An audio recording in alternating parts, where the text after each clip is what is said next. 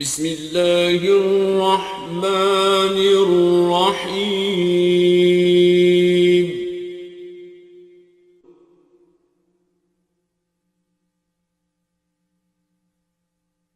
ولقد يسرنا القرآن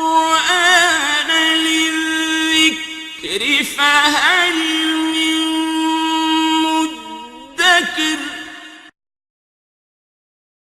نحمده ونصلي على رسوله الكريم اللهم صل على محمد وعلى آل محمد كما صليت على إبراهيم وعلى آل إبراهيم إنك حميد مجيد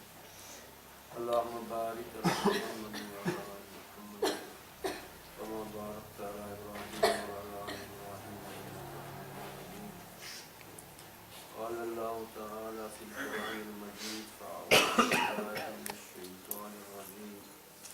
بسم الله الرحمن الرحيم ألف لام ميم ذلك الكتاب لا ريب فيه هدى للمتقين صدق الله العظيم معزز سامعین کرام پیارے بچوں السلام علیکم ورحمۃ اللہ وبرکاتہ۔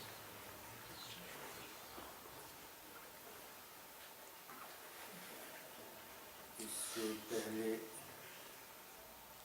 کہ جو مضمون ہے اس کے بارے میں عرض کیا جائے تو ایک بات جو ذہن میں آئی کہ اس بچے نے ویسے کرنی کا ذکر کیا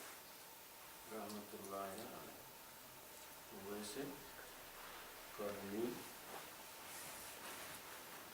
قرن کے رہنے والے تھے، اللہ کے رسول صلی اللہ علیہ وسلم کے زمانے میں تھے،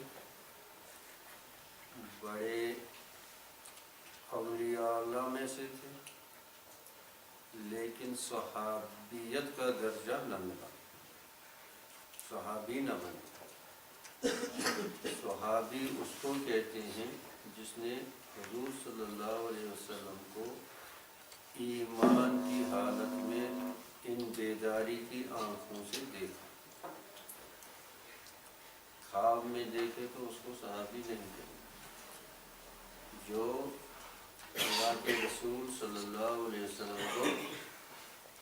جس نے ایمان کی حالت میں بیداری کی حالت میں دیکھا وہ صحابی کہلاتا ہے۔ اور ویسے کرنی باوجود کہ اولیاء اللہ میں سے تھے، بہت اونچا مرتبہ تھا، لیکن صحابی نہ ہوئے، کیونکہ حضور صلی اللہ علیہ وسلم کی دیدار جو ہے بیداری کی حالت میں وہ مکہ اور مدینہ نہ گئے۔ وجہ بتائی اس بچے نے، اسی کی طرف توجہ موضوع کرانا مقصود ہے کہ ماں ان کی بوڑھی تھی، والدہ بوڑھی تھی، اور یہ ان کی خدمت کرتا تھا۔ تو اگر کرن کو چھوڑ کر یمن کے علاقے میں ہے، اس کے بارے میں اللہ کے نبی صلی اللہ علیہ وسلم نے فرمایا مجھے یمن سے خوشبو آتی ہے،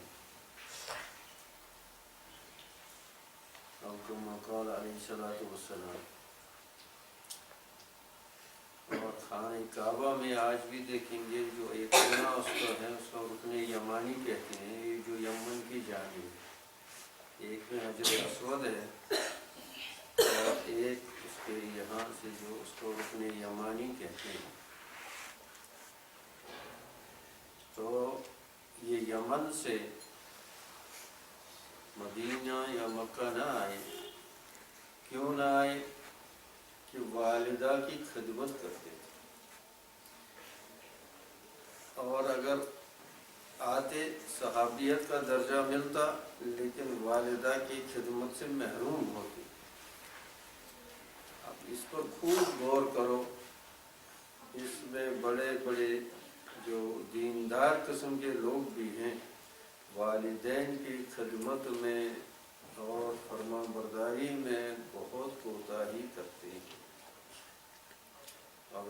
کرنی صحابیت کا درجہ چھوڑنا تو گوارا کیا، لیکن والدہ کو تکلیف دینا گوارا نہ کیا، اور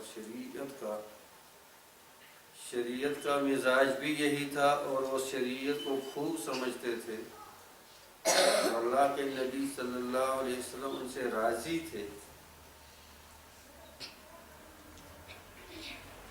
تو اس لیے کہا یہی جائے گا کہ جس چیز کو ترجیح دی ہو ایسے کر لینے، یہ شریعت کے تقاضے کے مطابق دیں۔ اپنے جذبات، اپنا شوق تو نہیں کہتا کہ والدہ کو وہیں چھوڑیں اور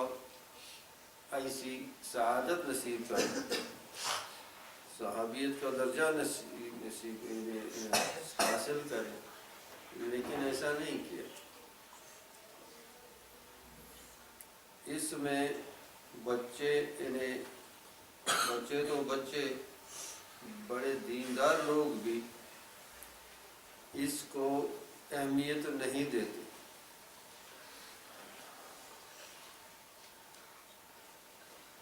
اللہ جل شانہ نے اپنی عبادت کے بعد اگر حکم دیا کسی کی فرمانبرداری کا تو والدین کا کیا،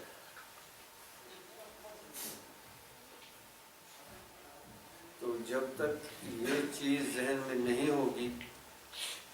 اور اس کا خیال نہیں ہوگا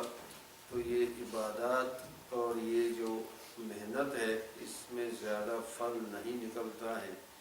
وجہ یہ ہوتی ہے کہ ہم لوگ اپنا شوق پورا کرتے ہیں لیکن شریعت کے تقاضے پورا نہیں کرتے۔ ہم اپنا شوق، کسی کو ہے کہ وہ عبادت میں زیادتی کرے، ویسے اس میں بھی تو سستی ہے، آج تو وہ چیز بھی نہیں ہے، لیکن کچھ لوگ اب جب دین کی طرف آتے ہیں تو دین پر چلنا اپنے شوق کے مطابق، جس سے طبیعت خوش ہو جائے، اور جو چیزیں طبیعت پر بھار ہوں، طبیعت پر شاق ہوں، طبیعت پر گراں ہوں، لیکن شریعت کا تقاضا ہو، وہاں ہم طبیعت کا مانتے ہیں، شریعت کا نہیں مانتے۔ یہ بہت ہر چیز سے عبرت حاصل کرنی چاہیے۔ مومن کی صفت ہی یہی ہے، فاطا برؤیا اول الابصار، اے اہل نظر، اگر نظر رکھتے ہو، بصیرت رکھتے ہو تو جو چیز کانوں میں پڑے اور جو چیز دیکھے۔ باعث بستانی کے بارے میں آتا ہے، کیا کہتے ہیں کہ ایک کھیرا والا، جس کو ہم لر بولتے ہیں، کھیرا بیچتا تھا، وہ کہتا تھا اشر الخیار بدرہم، اس طرح سے وہ آواز لگاتا تھا کہ 10 کھیرے ایک درہم میں، جیسے بولتے ہیں جو یہ بیچتے ہیں سڑکوں پر، سائیکلوں پر، وہ دیتے ہیں، آوازیں دیتے ہیں، تو وہ کہتے ہیں 10 کھیرے۔ اب چونکہ کھیرا جو ہے اس کو کھیار کے لفظ سے بولا، اور کھیار نیک لوگوں کو بولتے ہیں، تو باعث بستانی بے ہوش ہو گئے کہ جب 10 نیک آدمیوں کا 1 درہم قیمت ہے تو میری کیا ہے، اور اس کا ذہن اس دوسری طرف چلا گیا، فوراً اللہ کے خوف سے گشی کھا کر گر گئے۔ تو مومن کی صفت یہ ہوتی ہے، اگر اپنے کسی کو اپنے آپ کو آزمانا ہے، اپنا اندازہ کرنا ہے، اپنا اسسمنٹ کرنا ہے کہ میرے ایمان کا کیا حال ہے، تو وہ دیکھے گا کہ ہر ہونے والی چیز سے جو آنکھوں کے سامنے گزرتی ہے، کانوں میں پڑتی ہے، اس سے وہ کتنی عبرت حاصل کرتا ہے۔ اب اس بچے نے ویسے کرنے کی یاد دلائی رحمت اللہ علیہ، جی اللہ کے نبی صلی اللہ علیہ وسلم نے حضرت ابو بکر حضرت عمر رضی اللہ تعالیٰ عنہ کو وصیت کی تھی کہ ان سے ملنا. اب دیکھو اس کا درجہ بھی کتنا تھا. حالانکہ ہم لوگوں کا اہل سنت والجماعت کا متفقہ اور بغیر کسی اس کے اختلاف سے یہ عقیدہ ہے کہ افضلیت شیخین، بلکہ یہ اہل سنت کی ایک نشانی ہے. افضلیت شیخین یعنی اللہ کے نبی صلی اللہ علیہ وسلم کے بعد حضرت ابو بکر رضی اللہ تعالیٰ عنہ کو افضل سمجھنا اور ان کے بعد حضرت عمر کو افضل سمجھنا، یہ اہل سنت والجماعت کی نشانیوں میں سے ہے. اہل قبلہ ہونا، کعبے کی طرف نماز پڑھنا، اور بلکہ فقہا نے مسح الخفین کا قائل ہونا یہ بھی اس میں داخل کر دیا. بہرحال وہ تو الگ بحث ہے. لیکن افضلیت شیخین یعنی شیخین، دو شیخ، ایک ابو بکر رضی اللہ تعالیٰ عنہ اور ایک حضرت عمر رضی اللہ تعالیٰ عنہ. حضرت ابو بکر رضی اللہ تعالیٰ عنہ کے بارے میں اللہ کے نبی صلی اللہ علیہ وسلم نے فرمایا ساری امت کے لیے ایک جلوہ ہوگا، ابو بکر کے لیے ایک. ساری امت کی اگر آپ ایمان ایک میں ڈالیں گے اور ابو بکر کی ڈالیں گے تو ابو بکر کا پلہ جو ہے بھاری ہو جائے گا. اللہ نے کیا درجہ دیا تھا اور کتنے عظیم بنائے تھے. حضرت عمر رضی اللہ تعالیٰ عنہ کے مناقب اور ان کے جو ہے درجات آپ لوگ تو سنتے ہی رہتے ہیں، لیکن ان حضرات کو بھی اللہ کے نبی صلی اللہ علیہ وسلم نے کہا فرمایا کہ یمن میں یعنی اویس قرنی، اور وہ لمبا واقعہ ہے جب وہ جاتے ہیں اور کس طرح جاتے ہیں، کیا گفتگو ہوتی ہے، اور اس کے بعد اویس کو کسی نے نہیں دیکھا. ایک سلسلہ ہوتا ہے جس کو سلسلہ اویسیہ کہتے ہیں، ایک سلسلہ ہوتا ہے جس کو سلسلہ اویسیہ کہتے ہیں. اور سلسلہ اویسیہ میں نے حضرت شاہ ولی اللہ محدث دہلی رحمۃ اللہ علیہ کا یہ پڑھا ہے ان کے کسی کتاب میں، وہ شاید حجت اللہ بالغاہی میں ہوگا، انا اویسی، کہ میں اویسی ہوں. اور اویسیت کا جو یہ ہوتا ہے کہ وہاں پر جو ہے اللہ کے نبی صلی اللہ علیہ وسلم باطناً تربیت کرتے ہیں. ظاہری شیخ جو قاعدہ عام ہے کہ شیخ الوقت سے تربیت ہوتی ہے، لیکن وہاں جو ہے اللہ کے نبی صلی اللہ علیہ وسلم سے جو ہے باطناً تربیت ہوتی ہے. اور یہ سب چیزیں حقائق ہیں، اس میں یعنی نہ جاننا نہ ہونے کی دلیل نہیں ہو سکتی.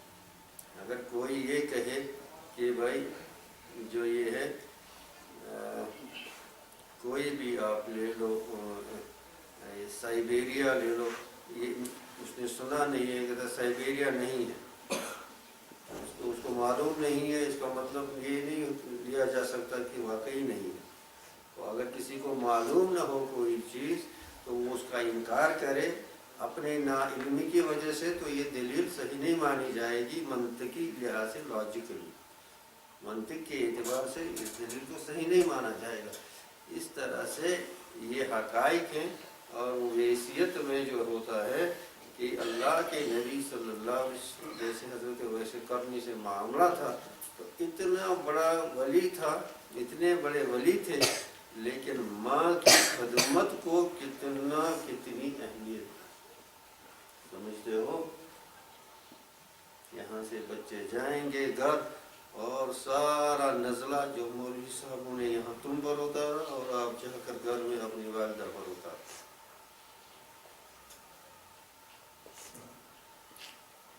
اور والد صاحب کو بیچارے کو کہتا ہم نے تو دین پڑھا، تجھے کچھ نہیں پتا ہے، تو بالکل جاہل، ایک دم جاہل، دیکھو کیا بولتا ہے. ہم تو پڑھے ہیں، مفتی صاحب سے یہ مسئلہ معلوم کیا، وہ معلوم کیا، تم کیا کرتے ہو؟ کچھ پتہ نہیں، جاؤ زمینداری کرو، وہ کرو، یہ کرو. بھائی فلا تقل لهما اف وقل لهما قولا كريما